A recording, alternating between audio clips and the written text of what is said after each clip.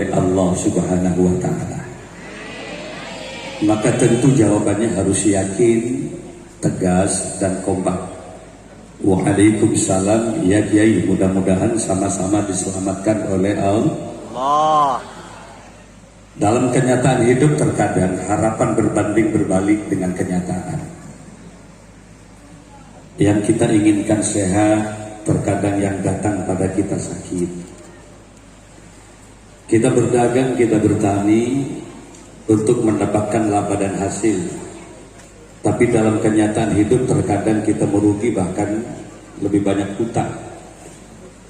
Artinya apa? Al-insan lebih tafkir, wallahu bitaqdir.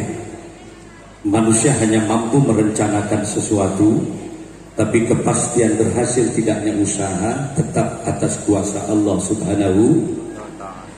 Oleh karena itu manusia harus selalu berdoa. Wa iyastaghisu fastaghisu fastajaba lakum. Kalau kita terus-menerus berdoa, istighosah, memohon dan memohon kepada Allah, maka tentu apa yang kita hajatkan mudah-mudahan senantiasa akan diijabah dan dikabul oleh Allah Subhanahu wa Ta'ala.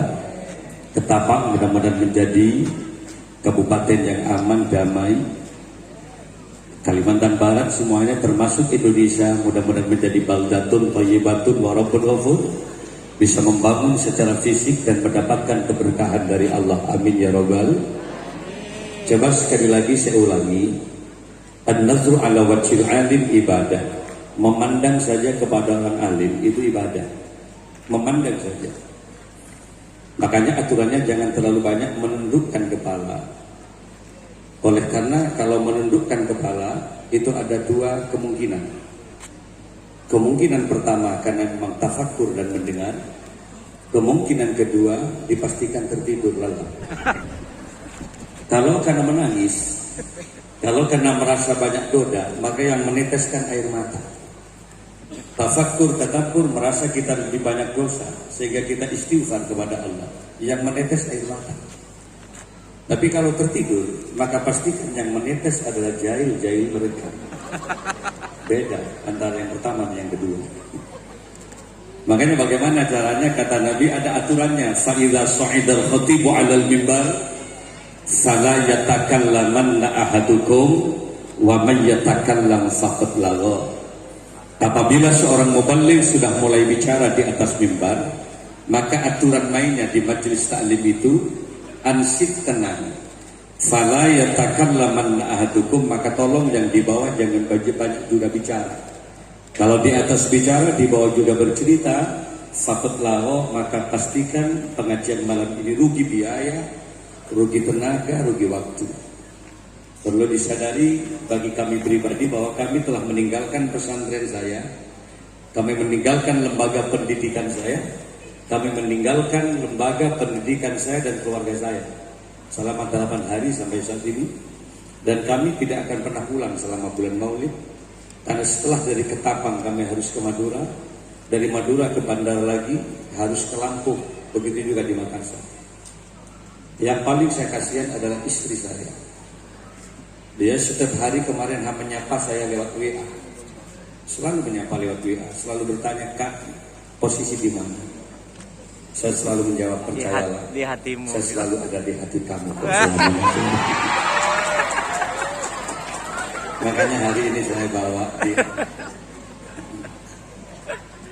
Nah, bagaimana tata krama hadir di pengajian? Ansitu wasma'u, ansit, tenang, wasma'u, dalam rangka mendengarkan apa yang disampaikan oleh para alim. Mudah-mudahan semua yang hadir akan mendapatkan syafaat Rasulullah Sallallahu Alaihi Wasallam dan mendapatkan ridho dari Allah. Amin ya rabbal. Coba sekali lagi saya ulangi. Assalamualaikum warahmatullahi wabarakatuh. Waalaikumsalam warahmatullahi wabarakatuh. Bismillahirrahmanirrahim. Alhamdulillahi rabbil alamin. Al-qail fi kitabihil karim, a'udzu billahi minasy syaithanir rajim. Bismillahirrahmanirrahim. Wa ma arsalnaka illa rahmatan lil alamin. Wa qala Allah Ta'ala fi ayatin ukhra, walau anna ahlal qura amanu wattaqau lafatahna 'alaihim barakatim minas samawati wal ard walakin kadzabu fa akhadnahum bima kanu yaksibun. Wassalatu wassalamu ala asyrafil anbiya'i wal mursalin sayyidina Muhammadin wa ala alihi wa ashabihi wa tabi'in wa tabi'it tabi'in wa man tabi'ahum bi ihsanin ila yaumiddin, amma ba'du. Hadratal kiram masyayikhina al-afadil wa ulama'ana al-kurama, para masyayikh, para yai, bini sepuh, tokoh masyarakat yang saya muliakan. Alhamdulillah hadir malam ini Wakil Bupati Ketapang Bapak Haji Farhan SERSI beserta Ibu Hajjah Irfani Marsita yang saya hormati. Hadir juga malam ini Ketua DPRD Kabupaten Ketapang, Kapolres Ketapang yang diwakili oleh Kapolsek, kalau tidak salah namanya Delta Bawah. Ada juga dari Bapak Dandim 1203 Ketapang yang diwakili oleh Koramil, kalau tidak salah Pak Binza di sini. Semuanya yang saya banggakan. Alhamdulillah juga hadir anggota DPRD Provinsi Kalimantan Barat, yaitu Ibu Yuliani Allah SE yang sekarang sedang mendampingi istri saya. Saya lihat-lihat tertukar ibu yang mana ini.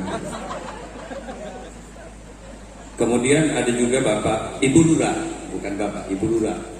Luar biasa, beliau telah menjemput saya kemarin di bandara, Ibu ya. Terus menghilang sebentar, lalu sekarang ketemu kembali.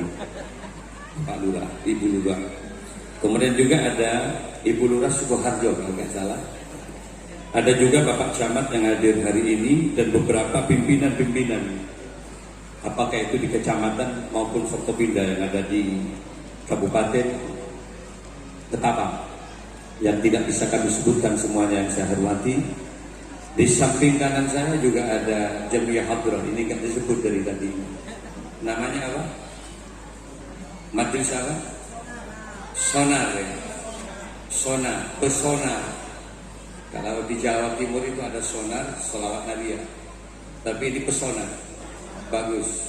Pesona. Ya, jadi pesona bagus. Nanti di ujung-ujungnya juga pesona lintas malam. Jadi ada lintas malamnya. Hadirin para pecinta baginda Rasul rahmatullah, mohon maaf kami tidak punya tempat yang enak ketika saya bersama di tempat yang cukup luas seperti ini.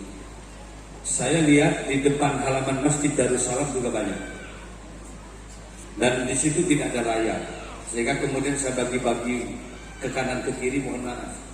Dan kami tidak mau duduk di kursi karena terus terang saja bagi saya terlalu tinggi kalau saya duduk di atas.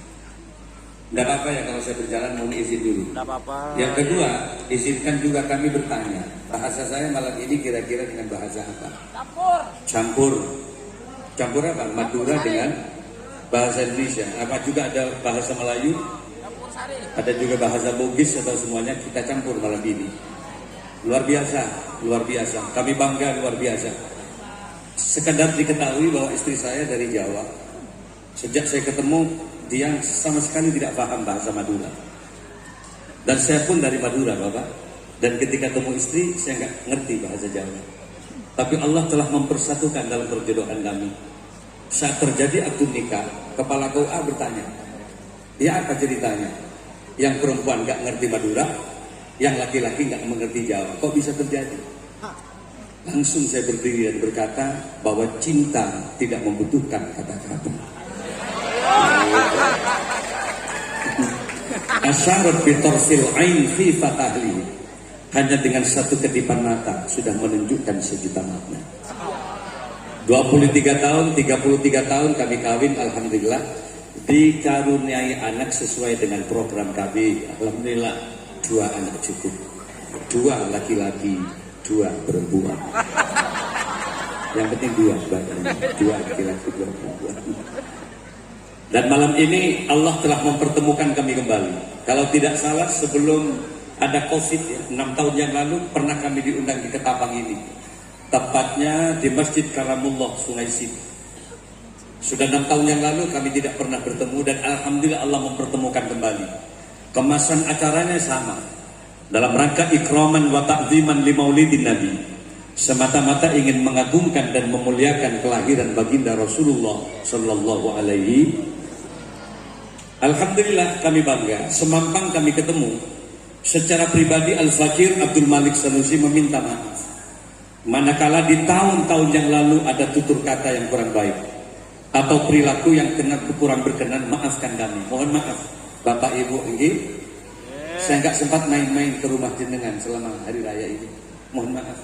Dan kami tunggu sampai memang tidak pernah juga ke rumah saya. Jadi mumpung ketemu, maafkan kami. Dan kalaupun jenengan punya salah kepada kami, Allah dan malaikat saksinya. Malam ini kami maafkan kalian semua sehingga keluar dari tempat acara. Mudah-mudahan sama-sama tergolong manusia yang sama-sama diampuni dosanya oleh Allah. Ma min muslimaini yaltaqiyani fayatasofahani illa ghufira lahuma qabla ayatafarraqa. Tidak ada dari dua orang Islam yang mereka saling bertemu, apalagi mereka saling salam bersalaman, kecuali Allah akan mengampuni keduanya sebelum berpencar dari majlis di mana dia bertemu. Makanya mudah-mudahan harapannya keluar dari pengajian kita semua tergolong manusia yang sama-sama diampuni dosanya oleh Allah. Amin. Berbicara persoalan dosa, tidak satupun manusia yang terlepas dari dosa. Tak ada manusia yang tidak dosa. Dalam konsep agama hanya Rasulullah yang maksum. Hanya Rasulullah yang terpelihara dari dosa. Kalau selain Nabi, jangan mengatakan tidak punya dosa. Ciri khasnya apa? Indikasinya, selama manusia masih ngerti warna uang, jangan bicara nggak punya dosa. Wah, ini 50.000. Wah, ini 100.000. Wah, ini 1 juta. Wah, ini 500 juta. Masih paham itu, jangan bicara nggak punya dosa. Apalagi laki-laki masih paham mana yang wanita cantik, mana juga yang tidak. Disuruh ngaji Quran setengah jam meneteskan air mata, bukan karena khusyuk, ngantuk. Tapi kalau lihat ibu-ibu atau perempuan mandi di sungai, 4 jam dia merokok. Sambil santai dia melihat, ya Allah, sip. Apa kata malaikatnya? Ini nggak benar orang ini. Artinya apa? Selama manusia masih paham, nafsu masih bergerak, jangan mengatakan tidak punya dosa.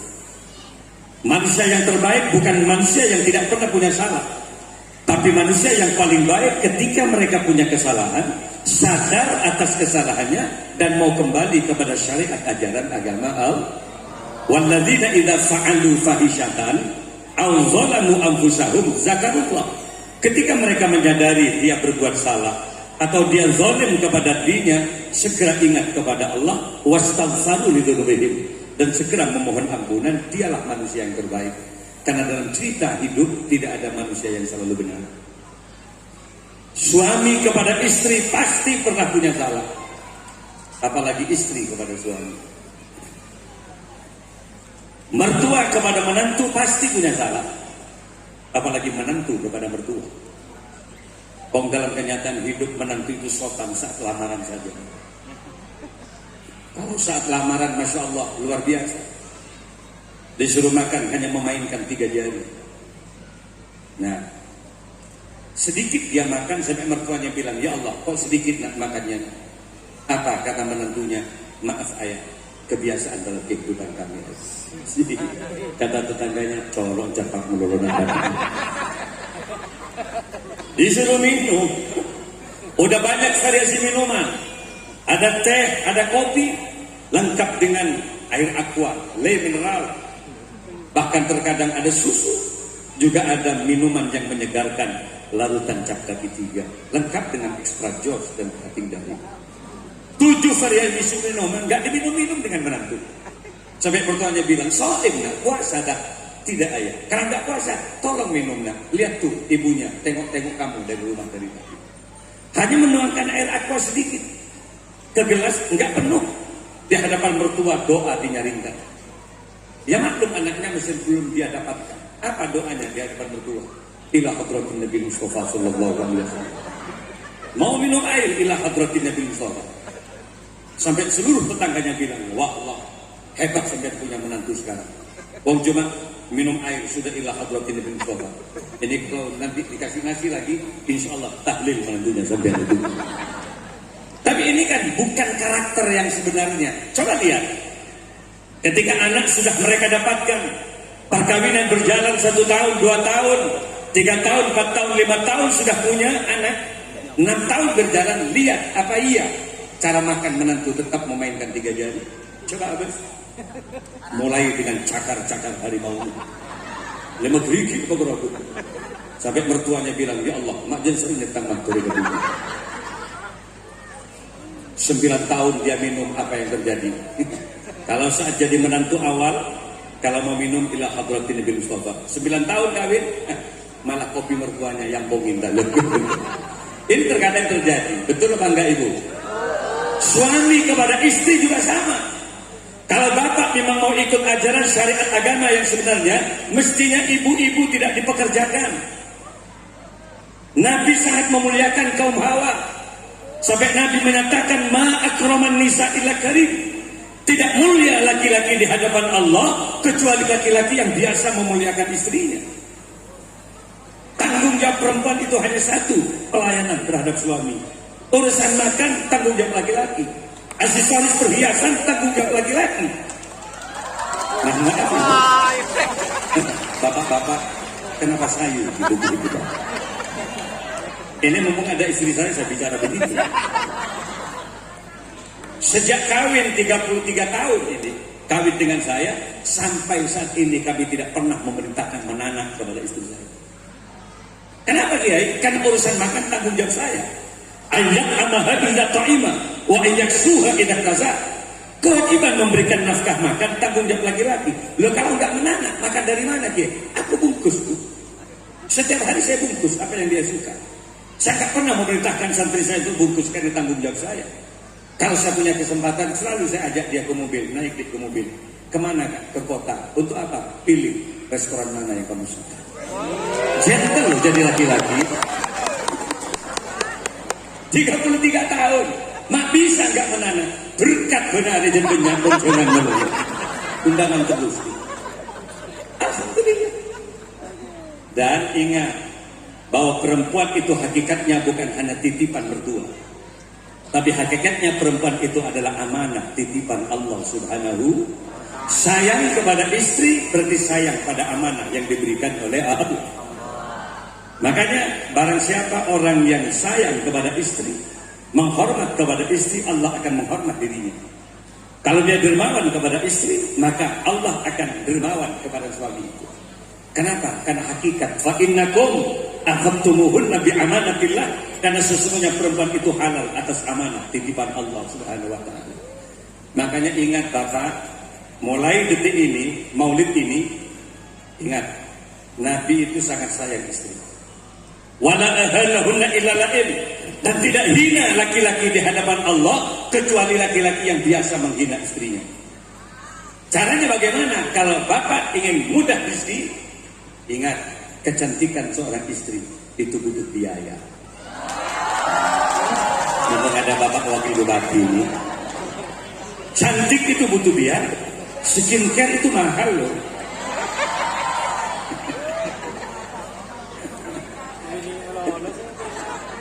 Masya Allah. Makanya tanpa saya harus basa-basi malam ini, mumpung istri saya ikut, saya paling sedikit belanja untuk kecantikan seorang istri, minim, dan saya masih meminta maaf, ini 3 juta untuk perawatan tubuh kamu. Sampai istri saya bilang, kenapa Kak kok sampai segitunya? Mohon maaf deh, kecantikanmu. Saya bilang gitu, kecantikanmu yang mendukung aku menuju surganya Allah. Lah enggak itu loh. Makanya saya menjadi terkagum-kagum kalau kemudian ada perempuan misalnya disuruh cari kayu di beberapa hutan-hutan, suruh ngarek dia bangkak rumput, apalagi dia juga kalau di desa kami itu terkadang juga memelihara sapi, dan itu yang memotong rumputnya itu biasanya perempuan. Saya katakan itu berdosa. Kenapa? Karena itu bukan pekerjaan perempuan, tapi itu adalah hakikatnya pekerjaan laki-laki. Ayo kita kembalikan lagi ajaran ini kepada ajaran Nabi Muhammad SAW. Makanya saya katakan cantik itu butuh biaya 3 juta. Dan itu saya mohon maaf. Kenapa Kak? Loh, konsultasikan wajahmu pada dokter spesialis wajah. Jangan sembarangan deh. Mandi zona, masuk spa. Begitu saya agungkan perempuan itu. Karena kecantikanmu yang mendukung aku masuk surga. Lah kenapa saya nyaringkan sekarang? Agar ibu-ibu pulang dari pengajian minta nih sama suaminya, Kak, 3 juta Kak, 3 juta untuk perempuan. Apa kata suaminya? Langsung dia membuat narasi-narasi pantun. Nasi kuring abu anang kale. Maksud kamu apa? Ya mun kok negeluing engkau kabar dan sebagainya. Apa kata istrinya? Nah, jangan bilang begitu Kak. Kalau pipiku ini halus harum, wallah nggak rugi loh Kak. Kamu juga kan yang akan mencium aku. Kalau pandanganku itu Kak tajam, hidungku juga mancung, maka kamu kan yang bangga menjadi punya istri seperti aku Kak, secantik aku. Makanya nggak ada ruginya kan Kak. Tapi kalaupun kamu tidak punya anggaran untuk kecantikan aku Kak, wallahi aku ridho. Satu syaratnya Kak, apa sih Dek? Cintamu jangan bergeser pada wanita lain. Jadi kata-kata terakhir seorang istri. Kalaupun sampean tidak ada belanja, aku ridho Kak, tapi jangan kemudian bergeser kepada wanita lain. Tapi kalau suatu saat sampean ke pantai Kak, atau sampean ke mall, ke beberapa pertokoan-pertokoan besar, ketika Anda melihat perempuan cantik Anda menoleh, ketika ada orang perempuan pakai parfum sampean menoleh, dan kami diabaikan begitu saja, terima juga pantun saya untuk kamu Kak. Apa sih pantun kamu Dek? Bahasa Madura nih. Apa? Setampang dari diberi. Maksudkan apa? Ya karena napang kan tak jadi berlakukan. Ini maksudnya apa? Nah, ini yang saya katakan bahwa Rasulullah yang akan kita bicarakan malam ini adalah sosok yang sempurna. Al-Mustafa, manusia pilihan. Laqad ja'akum rasulun min anfusikum.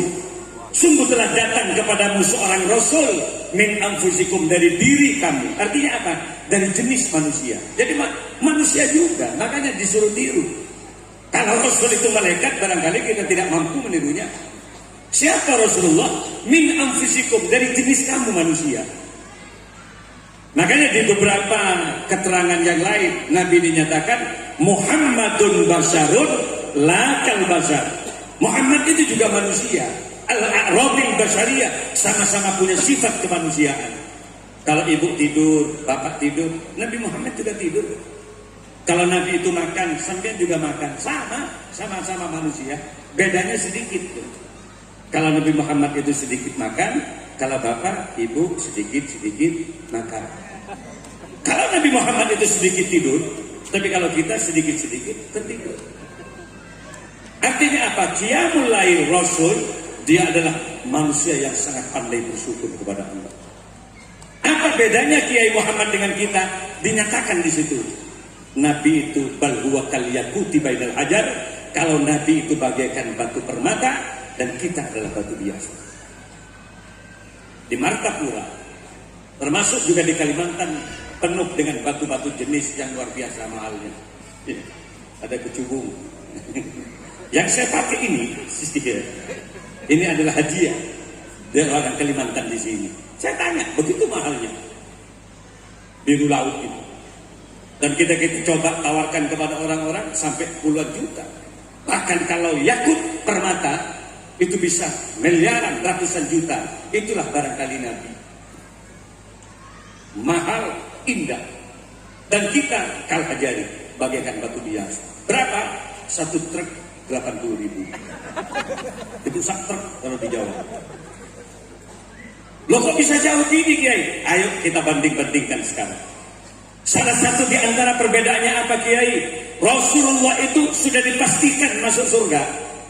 Liyutahhirukum tathira, manusia bersih tanpa dosa. Tapi Nabi ketika melaksanakan sholat tetap qiyamul lail selama beliau masih hidup itu sampai membengkak kakinya. Jadi qiyamul lail Nabi, sholatnya Nabi Dari jam 1 sampai subuh tembus itu nggak pernah tertidur. Beliau selalu sujud sampai membengkak kakinya. Baru sahabat ngaji Nabi. Sampai sahabat bertanya, kok sampai segitunya Nabi? Oh sampai sudah pasti masuk surganya Allah. Kenapa sampai masih gitu-gitunya sholat sampai membengkak gitu? Apa kata Nabi? Inilah bentuk syukur saya kepada Allah Subhanahu.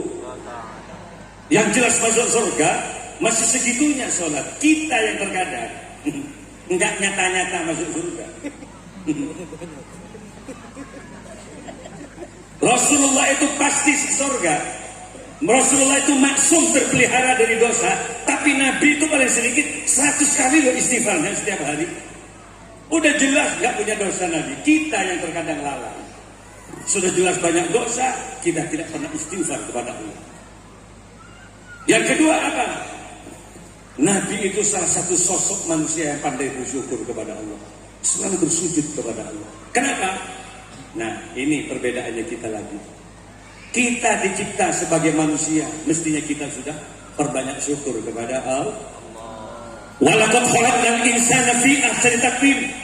Sungguh telah aku ciptakan manusia paling bagusnya makhluk yang manusia. Alhamdulillah. Kan ontong kelebihan berarti manusia. Apa sih Kiai perbedaannya dengan makhluk yang lain? Loh, coba Anda lihat makhluk yang lain. Mestinya sambil selesai sholat angkat tangannya, ya Allah, terima kasih ya Allah, kami tidak dijadikan ketek dengan ketek itu. Ya Allah, alhamdulillah kami tidak ketek. Alhamdulillah kami tidak dijadikan sapi, kami tidak dijadikan kambing, kami tidak dijadikan bebek. Kenapa? Karena itu juga makhluk Allah. Umat Nabi Musa, karena dia tidak mau percaya dan yakin kepada Allah, dilaknat oleh Allah di Quran. Disuruh nyembah, nggak percaya. Cobalah Tuhannya kamu hadirkan di sini. Kami ingin lihat Tuhannya kamu Musa. Apa? Kata Allah di Quran, kunu kirodatan khosiin. Jadilah kau umat Musa kirodatan kera khosiin yang jelek-jelek. Seketika umat Nabi Musa mengecil, berburu, meloncat jadi ketek, jadi kera. Masa kita masih menunggu kayak gitu? Kita manusia, makhluk yang terbaik. Apanya Ki Malik? Elastisitas tubuhnya. Kalau sapi merangkak terus. Kalau ya penyu itu selalu nyalpang, ngerengit nyalpang, luang nyalpang, kepiting juga begitu. Kita enggak elastis, bersimpuh bisa, nguncur bisa, nungut bisa, agentang bisa, ya Anda. Coba saya tanya Bapak, jujur loh ya, sampean pernah melihat sapi asela? Enggak pernah. Enggak mungkin ada kambing yang selonjor gitu kok rokokan beda. Tidak ada, itu hanya terjadi pada manusia. Jadi manusia itu elastis. Makanya bersyukurlah jadi manusia makhluk yang terbaik. Yang kedua apa Ki Malik? IQ-nya, punya kecerdasan, punya akal. An-natik, hanya manusia makhluk yang bisa bicara. Saya bisa bertahan nih kan? Susah. Makanya manusia walaupun fisiknya kecil dijadikan khalifatullah fil ardi, yang disuruh mimpin anak yang manusia. Enggak diberikan ke sapi, enggak diberikan ke gajah walaupun fisiknya besar, enggak diberikan ke harimau walaupun sudah kuat. Kenapa manusia yang dipilih? Karena manusia itu cerdas. Maka bersyukurlah jadi manusia. Inni ja'ilun fil ardi khalifah. Kuda itu pernah marah Pak, saya baca. Kok bisa manusia tuh ya? Wong dari sisi kecepatan lari dan kekuatan memikul beban, demi Allah manusia kalah jauh sama aku. Tapi kan kuda gak paham kalau manusia itu cerdas. Dengan kecerdasan otaknya manusia mampu merangkai mesin, manusia mampu merangkai mesin-mesin otomotif, mesin mobil yang kecepatan larinya diukur dengan kecepatan kuda. Maka terciptalah mobil yang bernama Mitsubishi Kuda. Ada berbentuk Pajero Strada, ada Hilux, Kijang yang gesit seperti Kijang, terciptalah mobil Kijang Innova. Ayo adu kuda dengan itu, dengan apa Pajero. Saya selalu pakai Pajero. Kalau saya undangan di rumah dengan kilometer berapa 3.000 dari Bondowoso Surabaya, terus belum pakai Pajero. Dah tak pendengar soal Pajero. Coba adu dengan kuda, nung debat Probolinggo kuda. Artinya apa? Manusia itu cerdas. Burung juga marah, kok bisa manusia yang dipilih oleh Allah sementara manusia nggak bisa terbang? Lalai burung, nggak paham kalau di Indonesia ada manusia cerdas namanya B.J. Habibie dari Parepare, mantan Menristek, mantan presiden di Republik Indonesia. Selama hidupnya Pak Habibie, dia mampu mendesain pesawat 364 pesawat dikontrak oleh perusahaan Jerman dengan Belanda. Cerdas loh Pak Habibie, walau kepalanya kecil Pak Habibie bisa kebeli pesawat. Tak tentu si jerat JJ negeri bisa kebeli pesawat karena bukan ukuran besarnya kepala. Terkadang terlalu besar kepalanya juga bisa buat pentol, gerobak gitu. Enggak terbang-terbang gitu. Habibie itu bisa membuat pesawat. Masya Allah. Saya kemarin ke Mekah pakai pesawat Scoot. Ada yang isinya 400. Dari Juanda ke Changi, dipindah lagi pesawat yang lebih besar, 2 baling-baling. Dari Singapura langsung ke Jeddah, isinya 800. Masya Allah, besar itu pesawat. Tapi ketika saya dari Sepandio ke Ketapang, mengecil lagi.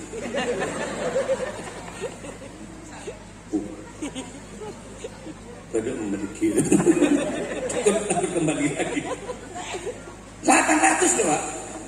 Bayangkan Bapak Ibu, 800. Bus yang besarnya kayak itu hanya 50. Andai saja itu isi 800, panjangnya kayak apa? 800 pesawat itu. Satu orang bisa membawa barang 35 kilo kalau umroh. Bayangkan 800 kali 35 kilo. Berapa ton kekuatan pesawat take off dari bandara Juanda ngedurus Pak.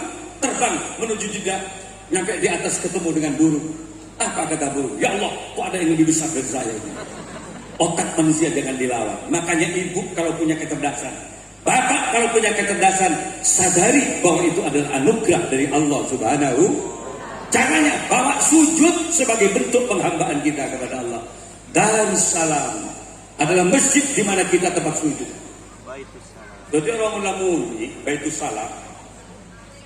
Kalau sudah tarhim subuh, salatu wassalamu alaik. Kalau sudah itu, ya Imam al-Mujahidin. Bangun Pak. Mulai harus jaga. Bangun ngambil wudu. Bukanlah ngambil sepeda tegenggengan nomor gede. Pada yang ada di otaknya cuma gubis, wortel, penuh dengan kentang gitu pula. Ngambil wudu.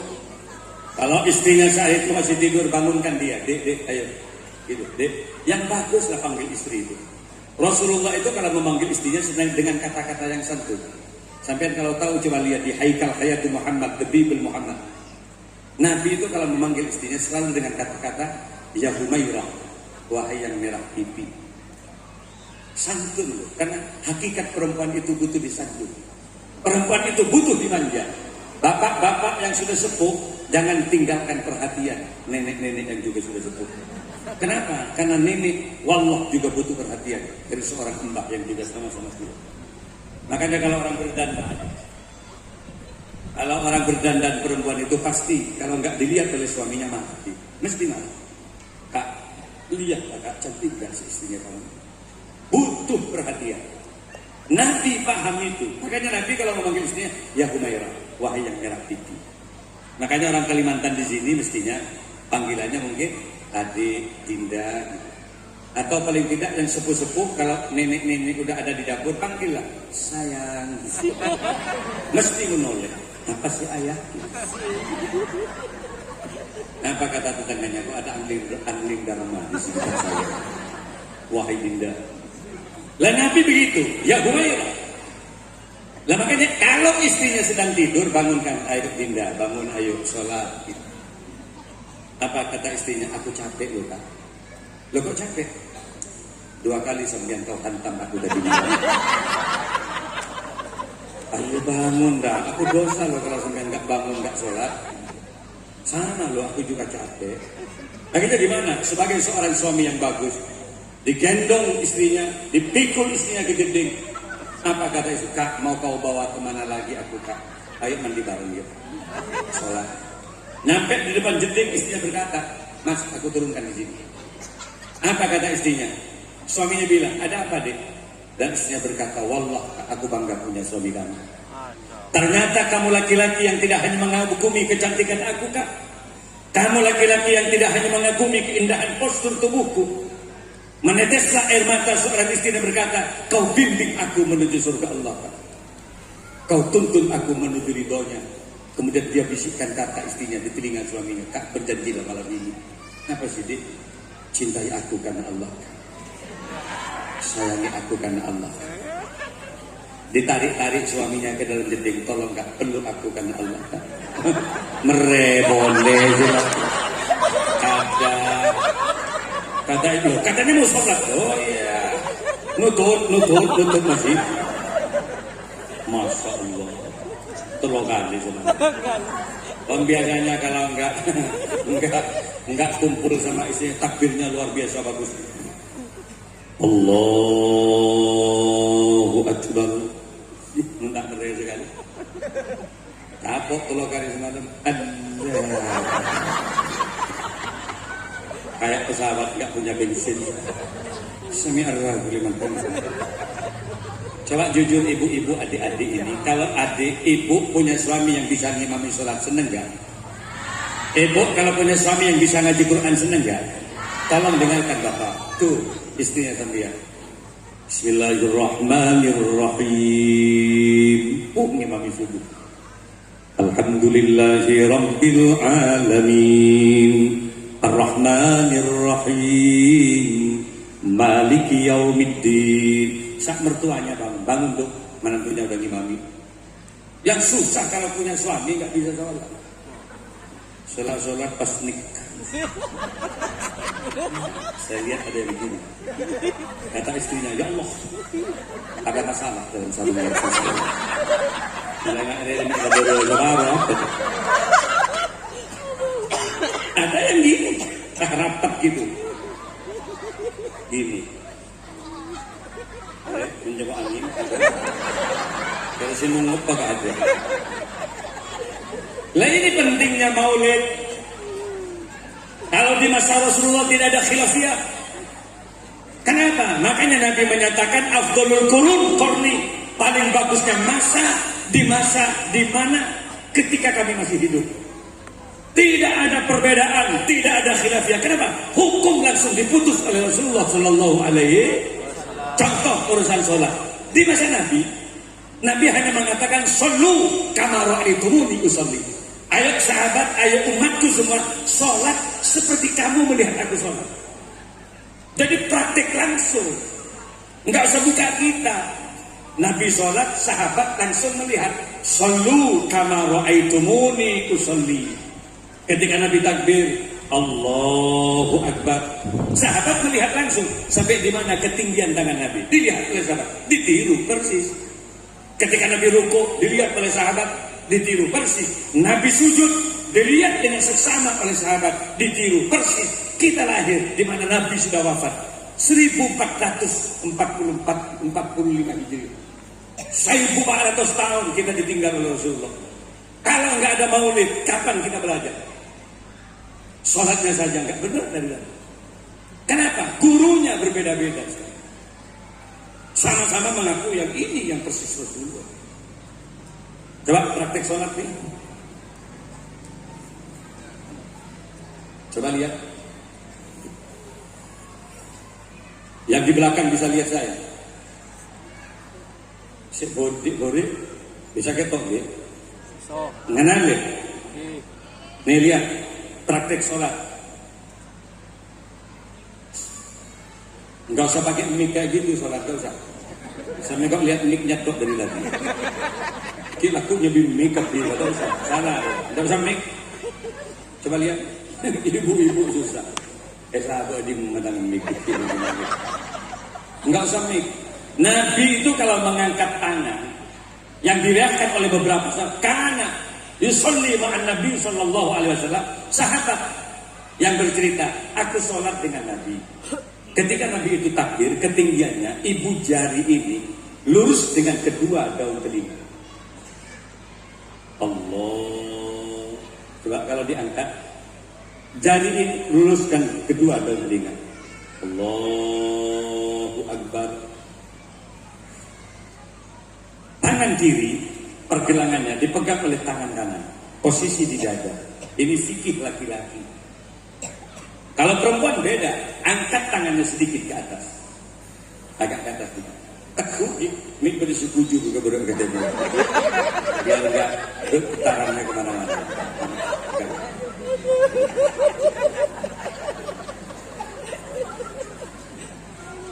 Sallu kama ra'aitumuni usolli. Bagaimana rukuk sujudnya? Ya enggak usah sampai segininya lah. Tahu sampai Arab apa? Saya tak aja Arab belum mulai. Saya lihat ada Allah. Sampai lari di samping kanan kirinya. Maaf. Tapi juga ada yang terlalu santai, Bapak. Salah juga terlalu santai. Allah. Ini terlalu santai juga, enggak benar juga. Berarti enggak belajar. Sami Allahu liman hamidah. Allahu Akbar. Kata malaikat mujud lapar, mata makan dapur. Yang paling pusing kalau punya menantu nggak bisa takbir. Nah, apa Pak? Ayo imami. Nggih, Pak. Mbaknya dituding dulu. Kalau harus Pak, jangan lurus Pak. Ki burung imamin ting-ting Pak. Kalau harus Pak. Seneng banget. Kalau harus mensapa ya doreng sekali dulu. Kita takbir atau kada berkumpul ini. Ketika takbir Allahu Akbar. Sami Allahu liman hamidah. Allahu Akbar. Kata mbahnya, ya Allah, mak tebak kering Jepang kan turun. Kalau kira-kira kurang bagus bacaannya dengan nyari. Ada syarat rukunnya sahnya sholat. Siapa yang jadi imam? Pertama akro, bacaannya harus bagus. Lihat di kitab Ihya Ulumuddin karangan Al-Alim Al-Allama Al-Arif Billah Imam Abu Hamid bin Muhammad Al-Ghazali. Akro ditempatkan di posisi pertama. Yang bagus bacaannya itu angkat. Yang dimaksud bagus gimana? Yaitu bitajwid wa tartil. Ada nada panjang pendeknya ayat. Fasih lagi. Ra, za, shin, shad, ba. Jelas. Kalau al-mukhil bil makna, mending jadi makmum. Jangan jadi imam dulu. Ra kena tegwin. Rusak gak artinya sob? Ar-Rahmanir-Rahim. Beda. Siratal ladzi an'amta 'alaihim ghairil maghsubi 'alaihim walashalin. Kata makmunya ancor jong. Bukan ancor, rusak-rusak. Makanya lembaga-lembaga pendidikan keagamaan seperti Baitus Salam penting adanya. Khairukum man ta'allama al-Qur'ana wa 'allamahu. Sebaik-baik kalian adalah orang yang belajar Al-Qur'an. Ingat itu. Sebaik-baik kalian, kata Nabi itu. Paling bagusnya umatku mereka yang ngajari Quran kepada anaknya. Alhamdulillah di sini ada diniyah. Apa tadi? Diniyah. DPT juga ada. Ketika ada masjid, ada madrasah. Luar biasa juga Pak. Jadi kalau Bapak sedang jadi wakil bupati, mudah-mudahan suatu saat beliau itu bisa naik menjadi bupati dan perhatiannya betul kepada lembaga pendidikan yang di sini.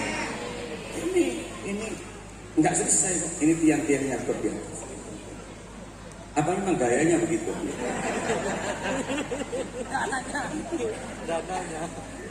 Lalu saya itu juga punya lembaga pendidikan, Bapak, Ibu. Saya juga punya pesantren. Kalau tidak karena punya keribuan hati, kerendahan hati, dan kesabaran mengajari anak, mustahil kiai itu mendirikan pesantren. Jangan tanya perjuangan kiai. Berapa hektar tanahnya dikorbankan untuk lembaga pendidikan, didirikan masjid, didirikan lembaga pendidikan, didirikan mushola, asrama, terkadang 8 hektar, 12 hektar, 26 hektar habis karena lembaga-lembaga pendidikan. Coba yang Bapak Ibu, Masya Allah. Saya mencerdaskan anak saya sendiri, wallahi sulit. Guna mikir anak guna TV, repot loh Pak. Anaknya tetangga dikumpulin dulu masalah 600 orang loh santri. Tuh makar, mikir anak TV repot. Anak tetangga, itu Dan banyak kiai setruk ke belakang ini. Mumetnya luar biasa itu. Saya mikir, iya kalau dulu ketakziman luar biasa Pak. Masa ada Kiai Khalil Al-Bangkarani, ketika kemudian dulu masih ada Kiai As'ad Syamsul Arifin, di masa-masa itu ketakziman wali murid kepada santri luar biasa. Apa kata orang tuanya kok? Nah, mondok di pesantren, nah, ayo ada di lembaga pendidikan, cari barokah, nah, gitu dulu. Bukan cari cerdas, cari barokah, nah, ojo wali-wali lo ya, sama gurunya, jangan bengal, jangan berani ke gurunya, jaga kemanfaatan ilmunya kamu itu, jangan sampai jadi mencuri di pesantren. Nah, sekali Anda mencuri, Masya Allah, balaknya besar di pesantren. Takut kalau tidak. Saya punya pohon mangga, pohon rambutan di depan madrasah, di depan asrama-asrama pondok. Di masa mbah saya, satu pun tidak ada yang gila. Kejujuran santri bisa dipertaruhkan. Jatuh mangga, dicuci dengan santri, besok paginya sudah nyampe ke kiai. Ada mangga jatuh kiai. Luar biasa. Sekarang saya yang jadi kiai. 5 tahun tak mulung bau sekali dulu. Gemet betul santri. Rombongan naik ke atas mangga. Bukan hanya 1 orang, 8 orang, 9 orang. Ada kerjasama yang baik begitu. Ada yang pakai garam, sambal, ya gembeng-gembeng ada juga. Ketika saya temukan, loh, Pak Geruja, kok Pak Geruja ini? Senyum santri saya, enak Pak Ye, colon enak betul-betul. Kiai tak ngilu apa gitu. Beda masyarakat sekarang. Kalau dulu banyak kiai naik ke masjid, sandal kiai ini itu dibenarkan. Kenapa? Barokah yang dijadi. Apa kaitannya cerdas dengan keberkahan? Kalau dulu kiai naik ke masjid, sandal kiai itu diputar dengan arah yang bagus. Ketika kiai itu turun, agar mudah turun. Lah bagi orang-orang yang tidak ngerti barokah, itu apa? Nggak ada hubungannya dengan kecerdasan. Tapi bagi mereka yang mengerti barokah, kepakai sandal lagi ya. Turun enak dia. Mudah-mudahan dengan memudahkan gurunya, dimudahkan kecerdasan dan rezekinya oleh Allah Subhanahu. Itu dulu, sekarang nggak ada. Sandal saya yang saya bawa sekarang ini setiap pagi ada di depan asrama putra. Kan berarti dipinjam dengan santri setiap hari. Saya yang jemput. Lo nggak sandalnya santri saya nggak tahu. Lah ini apa di sini? Ada di sini sandal. Siapa yang bawa? Nggak ada. Itu kurang tahu dia. Masa ini jalan sendiri sandal saya. Pusing sekarang. Lalu saat saya berangkat ke sini luar biasa. Saya panggil, awas, setelah ini saya ke Kalimantan Barat. Tidak ada yang harus bertengkar santri. Persoalan semuanya ada di pengurus pesantren. Jangan pulang selama saya masih belum datang. Setelah Kalimantan saya ke Madura, Madura saya ke Lampung. Sekitar 15 hari saya tinggalkan Zambia. Ada yang nangis sebenarnya. Loh kok nangis? Nah kenapa? Kok lama Kiai? Jadi saya bilang, udahlah saling doa. Mudah-mudahan selamat sampai manfaat. Amin. Turun, ada santri yang membenarkan posisi sandal saya. Loh, siapa yang benarkan sandal saya? 15 tahun kami jadi kiai, nggak pernah ada yang membenarkan itu. Ngacung di antara kalian. Yang nyapu berhenti dulu. Yang di pondok turun semuanya. Saya ingin tahu kejujuran Anda. Siapa di antara kalian yang sudah membenarkan posisi sandal saya? Kami kiai. Dari mana? Situbondo kiai. Saya pegang kepalanya. Bagus nak? Bagus. Turun. Kok basah? Ngampung sebentar dia dari sini. Takut, lalat tak bagus dia dulu. Hari seperti yang sandang-sandal benar. Masya Allah, bisa-bisanya sambil ngampung sandal dia ini kejeding. Masya Allah, itulah santri. Ngajari santri itu enggak mudah. Alif, ba, ta, sa, enggak langsung kemudian Yasin. Wal Qur'anil Hakim innaka laminal mursalin. Bukan gitu. Mengenalkan huruf hijaiyah enggak selesai 1 hari 2 hari. 2 bulan 3 bulan enggak selesai. Kalau tegak lurus seperti angka 1 itu alif. Kalau 1 titik di bawah lafadznya itu ba, kalau 2 titik di atasnya itu tak. Itu aja lama itu. Tidak lagi makhraj cara melafadzkan huruf. Sa, kalau masih kecil pecah. Sa dimarahi, mulai orang tak boleh. Butuh kesabaran. Tidak lagi shot, cok gitu. Shot, cok, tok gitu. Baca, cot. Mana ada Quran cocok? Tapi karena kesabaran seorang kiai cocok. Kiai setiap malam berdoa untuk santrinya. Jam 1 malam fatahajjat bihi nafilatan laka asa ayyab asaka rabbuka maqaman mahmuda. Kiai mengangkat tangannya berdoa kepada Allah, ya Allah. Kata Pak Aki colong santri boten kula ya Allah. Cot kula colong benar ya. Cocok. Besoknya subuh Kiai ngantuk buat kopi sendiri. Ketika kopi sudah selesai dilaksanakan apa yang terjadi? Cocok. Akhirnya terjadi apa? Dia pandai mengaji karena perjuangan seorang kiai. Alhamdulillah. Dan dia bisa baca selawat. Alhamdulillah. Ayo kita baca selawat. Ini kok gerimis ya? Dia gerimis. Bisa kalau sampean misalnya hadrahnya ditabuh dengan cara bisa. Salawat Jibril gini. Sallallahu ala Muhammad. Bisa ya? Bisa ya? Coba pegang-pegang tangan. Itu semuanya alat-alat itu.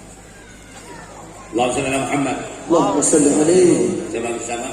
Lah dan ini ada dari panitia tadi bilang ke saya, kalau ada narik amal, monggo saya dulu yang amal untuk kelangsungan madrasah yang ada di sini, TPP. Ada pasukan surba, ada pasukan kotak apa dus itu ya, sambil kita baca selawat. Bisa, adik-adik bisa ya. Coba tes. Sallallahu ala Muhammad. Sallallahu alaihi wasallam. Sallallahu ala Muhammad. Sallallahu alaihi wasallam. Monggo semuanya bersama ayo.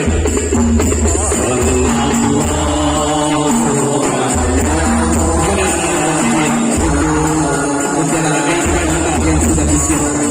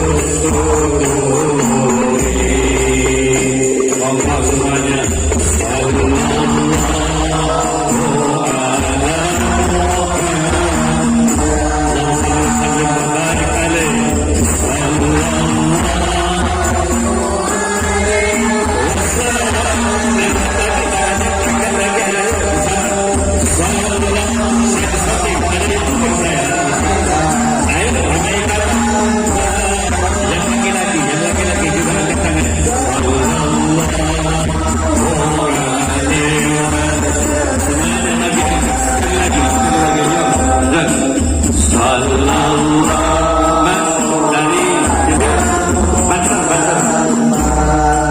Shooting dari sini. Angkat tangannya.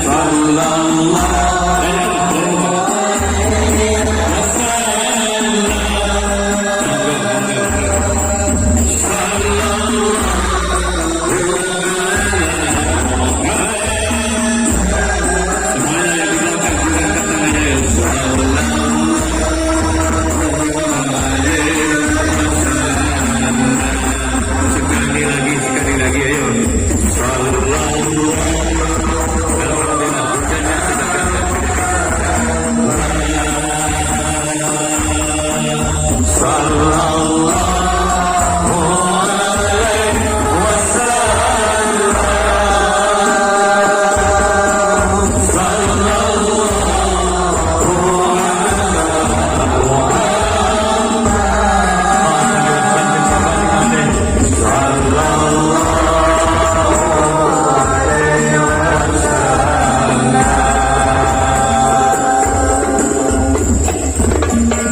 Ada banyak calon-calon DPR di sini. Mudah-mudahan hajatnya dikabulkan oleh Allah. Yang mencalonkan diri sebagai DPRD kabupaten, DPR provinsi semuanya, hajatnya mudah-mudahan dikabulkan oleh Allah. Dan mudah-mudahan semua yang jadi akan betul-betul open, amanah terhadap rakyatnya. Amin ya rabbal. Jadi selawat itu dibaca. Selawat Jibril itu kalau dibaca 300 kali sehari, 300 kali sehari, maka Allah akan mengeluarkan kesulitan-kesulitan kehidupannya. Sampai tukaran dengan istrinya. Istrinya selalu membanding-bandingkan dengan yang lain. Mas, tetangga sebelah mas, 2 tahun kawin, udah beli mobil. Nih, tetangga sebelahnya lagi, udah bangun rumah. Saya 12 tahun ya mas dengan kamu. Dapat apa? Mobil enggak mobil, rumah enggak rumah. Nah, kalau ada istri gitu, bacakan selawat. Enggak usah marah-marah. Ya Habibi, ya Muhammad. Belum istri, kok marah terus sih?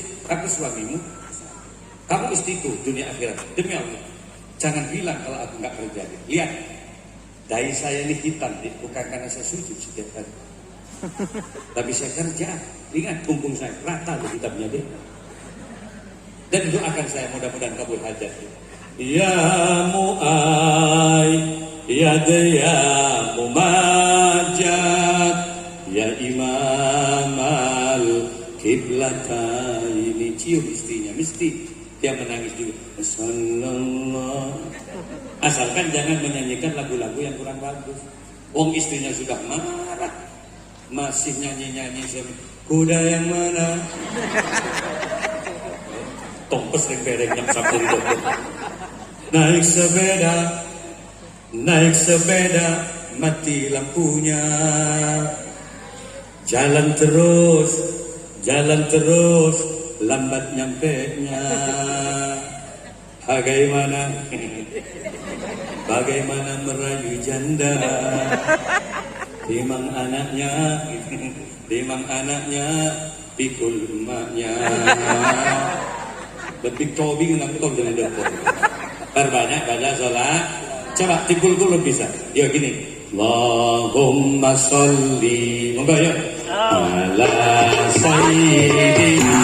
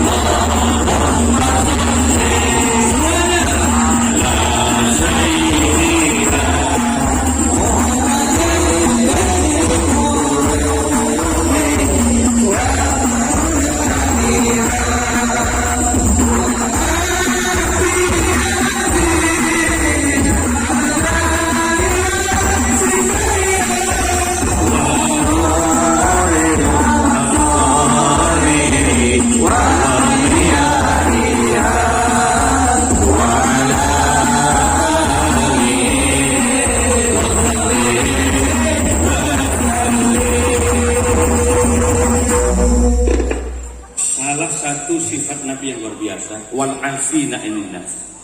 Nabi itu selalu memaafkan kesalahan orang lah.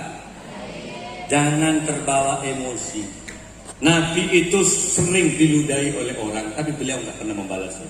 Kalau urusan dicaci, dimaki itu biasa Nabi. Wal afina anin nas. Wa yafu 'anil dzambi idza kana fi haqqi. Kami selalu memaafkan ke orang lain yang selalu berbuat salah kepada saya. Tiru Nabi. Nabi itu dicaci enggak masalah. Lah tapi bagaimana Kiai kalau kami tidak kuat Kiai konsep ajaran agama? Nah, lihat. Wa jazaa'u sayyi'atun misluha wa man 'afa wa aslaha fa ajruhu 'ala Allah. Balasan dari sebuah kejelekan adalah kejelekan yang setimpal. Jadi kalau misalnya sampean diolok-olok dengan kamu kok jelek sih mas? Sampean jawab, iya dik sama jeleknya dengan kamu. Itu sama, nggak dosa itu. Zero. Kan pada tak gena, ini berarti orang. Nggak ada yang baik, pada tak gena. Kamu kok jelek? Loh, aku ini yang mencipta Allah loh. Kalau sampean bilang kalau saya ini jelek, berarti Anda menjelekkan apa yang kita. Lo enggak kok bilang Allah, kamu yang jelek. Lah tapi kalau orang itu memaafkan itu enggak apa-apa. Wa man 'afa wa aslaha fa ajruhu 'ala Allah.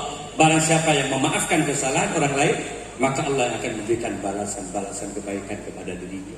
Tidak tentu orang yang jelek dapat istri yang jelek juga. Terkadang suaminya jelek, istrinya cantik. Ini balasan keadilan Allah. Segerkan mulai jubah bini. Jangan salahkan lo. Dan mau bermain ngasih tak menang. Sampai orang itu begitu. Artinya apa? Balasan Allah itu terkadang di akhir. Oleh karena itu kalau misalnya bapak ibu sekalian dikentuti orang, nentuti juga tidak masalah. Asalkan bau dan panjang kentutnya sama. Tuh ya, tuh gitu. Baunya sama. Nanti kan balasannya akan terkadang lebih parah. Kita dikentut itu. Jawabannya tuh tara gitu loh ya. Dosa itu. Kenapa lebih balasannya? Yang bagus bagaimana? Wa man 'afa wa aslaha fa ajruhu 'ala Allah. Mudah-mudahan kita tidak tergolong orang-orang yang emosional dalam setiap kesempatan dan keadaan. Pikir dulu, maafkan mereka, insya Allah akan selalu Allah memberikan keberkahan kepada kita semua. Amin ya Rabbal Alamin. Terakhir, mudah-mudahan kita panjang umur. Kami sampaikan terima kasih.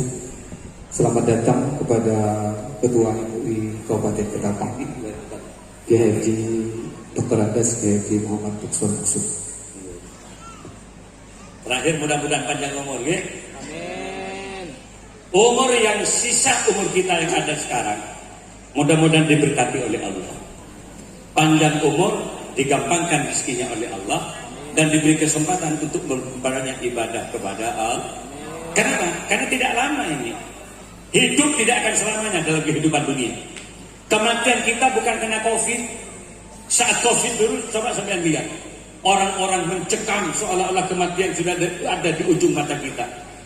Social distancing dijaga. Betul, ingat Pak ya, saat COVID dulu ada jarak di antara kita 1 meter. Semua harus pakai masker. Mulut pakai masker. Ditutup dengan masker. Ingat sampai dulu. Kopeng dibuka waktu. Dasar saking pas masuk dari kopeng kan top pas kali ngobrol. Mestinya kalau ada wabah yang bagus itu pakai helm. Mesti. Jadi tutup semua gitu. Ke sungai pakai helm. Goreng ikan pakai helm. Ngumpul suami istri sama-sama pakai helm. Biar nggak latu-latu gitu sudah. Tapi sekarang masa pandemi COVID sudah dicabut oleh presiden. Di Indonesia sudah masa pandemi COVID dicabut, tapi ingat Pak, kematian sama sekali tidak terkait dengan penyakit. Kematian berdiri sendiri, tanpa penyakit manusia mati. Yakin nggak? Loh, kematian itu ajal. Kematian itu adalah batas kontrak kehidupan manusia. Kalau udah nyampe, nggak usah sakit, mati. Nggak usah sampai itu heran. Loh, coba harus ya, mati. Ya sudah, nyampe berarti pada batas ajalnya. Gemuk, nggak usah nanti urus. Lempo mati Pak. Mari serus koros itu gitu. Jadi dina serus koros itu. Karena pakai dina mati tibi. Lah ketika kematian datang nggak ada harganya Pak. Minha khalaqnakum wa fiha nu'idukum wa minha nukhrijukum taratan ukhra. Dari tanah manusia dicipta Adam, wa fiha nu'idukum, ke dalam tanah manusia akan dikembalikan lagi. Betul apa enggak? Kalau orang meninggal di sini mesti dipendam di tanah. Kenapa? Karena manusia yang tidak ada roh itu namanya mayit. Mayit itu apa artinya? Bangkai. Bangkai itu enteng medurin batang. Semakin lama tubuh manusia semakin membusuk. Pendam. Karena hanya tanah yang bisa membungkus bau busuknya manusia.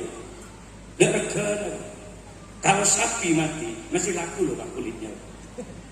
Sapi mau mati dibeli kulitnya 1 kilo 32.000 di Jawa. Kalau kita mati, biar mati, saya kasih minyak kolen gitu. Bukan dia, gabe hadra kolen gitu. Tak butuh sebenarnya. Kakinya sapi, walaupun nggak pernah pakai sepatu. Pernah sampai lihat sapi pakai kaos kaki? Gak ada kan? Kotor dengan kotorannya dia. Tapi kalau disembelih, potong kaki sapi, gantung di pasar. Sikilnya sapi itu laku loh Pak. Karena kalau direbus bisa menjadi kikir, campur bakso kikir. Campur soto gigi. Kalau saya campur bakso, pos-pos kok nyaman. Coba kalau sambian, ujinya nanti ketok gentok ada gini. Potong, gantung di pasar. Mana laris kaki sambian dengan kaki sapi. Walaupun yang tak akan lari, motor yang bisa berbina. Menakutkan sampai kalau mati. Mulutnya sapi, walaupun banyak engusnya, banyak cairnya itu. Tapi kalau sapi itu mati, kemudian bibirnya direbus, itu bisa jadi cingur loh Bapak. Campur rujak cingur. Lidahnya sapi, bestik lidah, separuh lidah, 80.000. Mahal loh mulutnya sapi. Nih mulutnya Ki Malik ini. Walaupun ceramah kemana-mana. Coba kalau Ki Malik wafat, potong bibirnya, rebus, jadikan cingur. Campur rujak, tawarkan ke sini ini. Ke dalong ini. Nih, congor Ki Malik, congornya Ki Malik. Siapa yang mau makan? Ada corong dia tak bagi Pak. Apa ada corong dia enggak jiwa. Bapak saya habis tang colok mau dia. Ekornya sapi. Walaupun itu sudah dekat dengan kotorannya, tapi kalau sapi mati dipotong ekor, rebus, itu bisa menjadi sop buntut Pak. Makanan yang favorit di berbagai macam restoran. Sop buntut, saya diundang ke Malaysia kemarin. Di mana? Di Damansara, di Ceras, di Pahang, terakhir di Petaling Jaya. Saya suka sop buntut. Masa 4 hari beri canai menurut. Tarik, betul-betul kapur lagi. Saya cari sop buntut ke kedai-kedai. Awak cari di sop buntut. Tidak ada sop buntut di Malaysia. Ternyata ketika saya lihat di menunya, sup ekor berubah nama. Lah ini ekor ada. Dia sampai bilang buntut. Ya ekor buntut pada baik. Tokar bolan buntut dia benar ya betul. Ternyata mahal buntutnya sapi. 1 potong 20.000 kecil. 3 potong di muk itu 60.000 mahal. Maaf ibu, saya mau tanya sama laki-laki ini. Enggak mau bicara sama ibu. Bapak, sampean kan ada juga ekornya Bapak. Benar, coba tak tahu dalam sarung itu kan ada. Coba palik ke budi jika ekor. Coba kalau sampean mati potong-potong ini jadi berapa? Paling jadi telur kerak 3 potong. Ya kalau yang agak besar berarti 5 potong. Tawarkan orang ya, sebutut. Siapa yang mau makan? Oh belum direbus celeng ngebet-bedin ganteng dengan artinya apa? Tidak laku. Allah tidak melihat ketampananmu. Dalam hidup Allah tidak melihat kecantikanmu. Allah tidak melihat pangkat jabatan yang kamu miliki. Allah tidak melihat kekayaan yang kau miliki. Tapi yang dinilai oleh Allah, liyabluwakum ayyukum ahsanu amala. Siapakah amalnya yang terbaik dalam kehidupannya? Makanya ayo kita doakan hari ini. Mudah-mudahan bupati kita, pemerintah kita akan sayang kepada rakyatnya, akan betul-betul terjaga amanahnya oleh Allah Subhanahu wa taala. Ini adalah polisi kita, ini adalah tentara kita, ini Forkopimda yang akan mengatur di Ketapang ini. Bahkan ada DPRD-nya, ada DPRD wilayah, provinsinya juga ada. Mudah-mudahan semuanya dilindungi oleh Allah untuk kemudian amanah kepada rakyat yang ada di sehingga menjadi Ketapang yang makmur, baldatun thayyibatun wa rabbun ghafur, bisa membangun fisik, dan Ketapang bisa jaya, bisa menjadi daerah percontohan di berbagai kota di Indonesia. Amin ya rabbal. Terakhir selawatnya ya. Ya Rasulullah, bisa kan ya? Salamun alaik.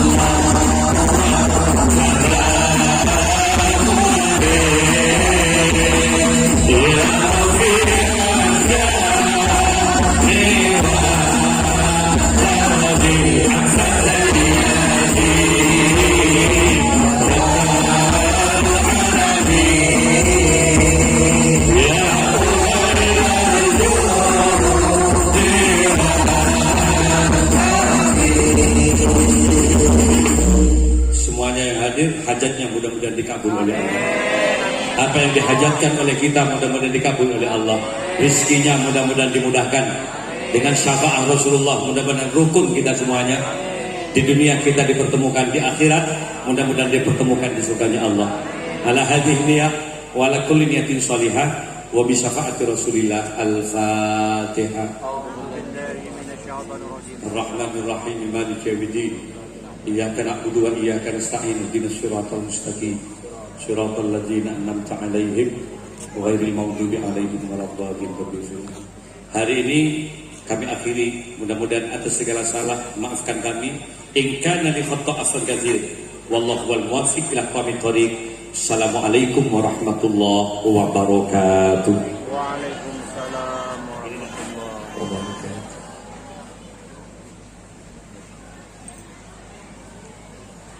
Bapak Ibu hadirin, para undangan sekalian yang kami hormati.